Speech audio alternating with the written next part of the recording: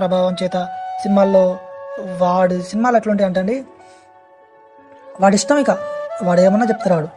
వాడి స్టోరీని బలోపేతం చేసుకున్నానికి వాడు ఎంత ఎంత చండాలానికైనా దిగజారుతాడు. అంటే సమాజంలో లేని తప్పును సృష్టించి ఈ తప్పు చేస్తే ఇలాంటి శిక్ష పడుతుందని చెప్తాడు. కానీ జనాలు ఆ శిక్ష పడటం కన్నా కూడా ఆ తప్పు ఓహో ఇట్లాంటి తప్పు కూడా చేయొచ్చా అన్న ఇదే ఎక్కువ ఉంటుంది అనమాట జనాల్లో. అందువల్ల ఏమవుతుందంటే ఆ తప్పు చేస్తే శిక్ష పడుతుంది అన్న సెకండరీ అయిపోతుంది, ఆ తప్పు చేయడం ప్రథమం అయిపోతుంది.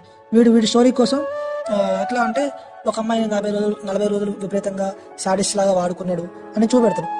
ఇట్లా రకరకాలు చూపెడతాడు. వీడికేం పోదు. సమాజంలో ఎక్కడో అరకొరగా 1-2 జరిగే తప్పులను తీసుకొచ్చి సమాజంలో ఉండే మిగతా అందరికీ పరిచయం చేస్తాడు. ఎక్కడెక్కడో జరుగుతుంది, అది అంతటితో వదిలేస్తే మిగతా వాళ్ళకి తాకదు. కానీ ఇలా కూడా చేయొచ్చు అని అందరికీ పరిచయం చేయడం ద్వారా అది మిగతా వాళ్ళు మొదలు పెడతారు అనమాట. ఓహో ఇట్లా కూడా చేయొచ్చు అని రియాలిటీలో మిగతా వాళ్ళు మొదలు పెడతారు.